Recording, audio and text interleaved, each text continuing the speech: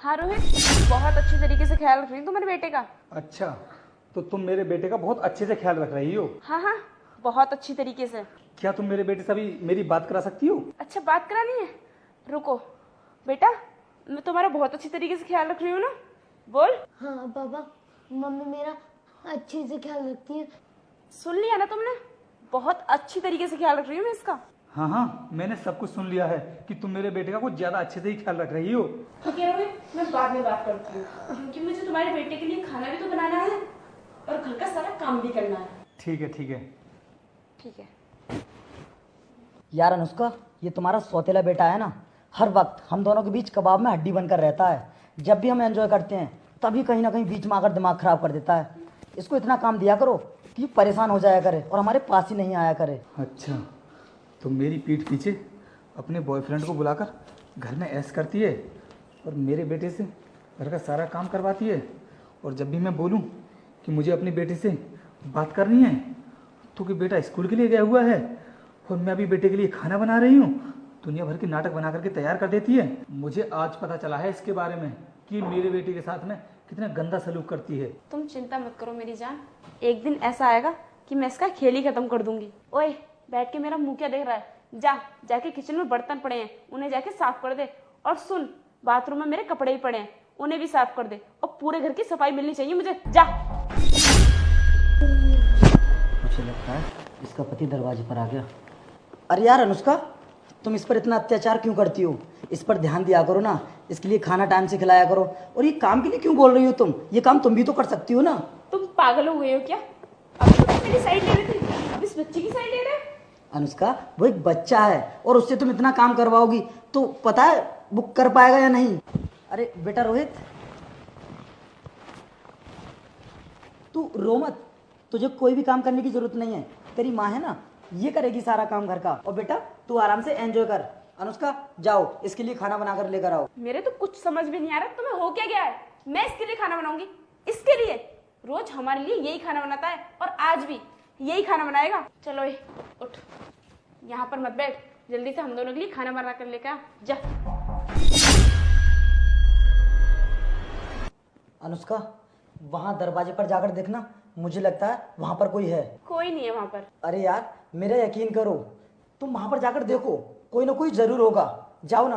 देखती हूँ।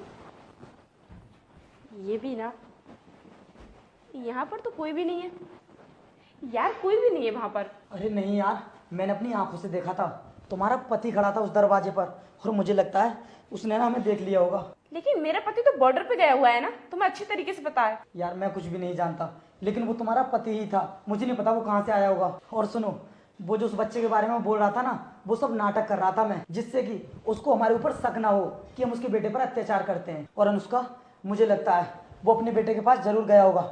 चलो चलकर देखते हैं। हाँ चलो।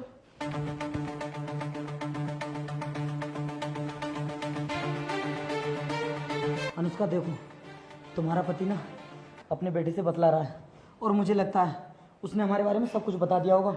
यार रोहित को तो सब कुछ सच पता चल गया। अब एक काम करती हूँ कि रोहित को खुद जाके बता देती हूँ। चलो रोहित, जब तुम्हें सच पता चली गया है तो मैं खुद अपने मुंह से अपना सच बता देती हूँ। ये मेरा बॉयफ्रेंड है और तुम्हारे बेटे से मैं घर का सारा काम करवाती हूँ, बर्तन, झाड़ू, पोछा, यहाँ तक कि अपने कपड़े तक धुलवाती हूँ। और ये भी मुझे बहुत परेशान करता है। और तुम तो जानते ही हो कि मुझे नौकरों के बीच रहने की आदत हुई है। मेरे पापा घर पे नौकर ही रहते थे और इसीलिए मैंने इसे घर का नौकर बना लिया, क्योंकि ये सारे काम मुझसे नहीं होते। और तुम तो मुझे बिल्कुल टाइम ही नहीं देते, और इसीलिए मैंने इसे अपना बॉयफ्रेंड बना लिया ताकि मैं इसके साथ अपना टाइम स्पेंड कर सकूँ। अनुष्का, ये तो बहुत अच्छा हुआ कि तुमने सारी सच्चाई अपने मुंह से ही बता दी। और वैसे भी ना, मेरा बेटा कुछ भी बताने के लिए तैयार नहीं था, क्योंकि मैं इससे बार बार पूछ रहा था कि आखिर बात क्या थी। बेटा बताओ मुझे, तुम्हारी मम्मी तुम्हारे साथ इतना अत्याचार क्यों करती है? और उसके बाद भी ये मुझसे यही बोल रहा था कि पापा मम्मी मेरे साथ कुछ भी नहीं करती है, वो तो मुझे अच्छे से रखती है। लेकिन मैंने ना अपनी आंखों से सब कुछ देख लिया था कि तुम मेरे बेटे के साथ में कितना अत्याचार करती हो। और वैसे तुम्हारा ये बॉयफ्रेंड भी नाटक बहुत अच्छा कर लेता है। मैंने जानबूझकर अपना ये पैर आगे की तरफ किया जिससे कि ये मेरा पैर देख ले, और इसने मेरा पैर देख लिया। और मैं भी यही चाहता था ताकि मैं इसका असली रूप देख सकूं, और फिर इसने अपना असली रूप दिखाना शुरू भी कर दिया। ये मेरे बेटे के साथ में प्यार से बातें करने लगा, तुम्हें समझाने लगा कि तुम तो मेरे बेटे के साथ में ऐसा कुछ करते भी नहीं हो, लेकिन मुझे तो अच्छे से पता था कि तुम लोग मेरे बेटे के साथ में क्या करते हो।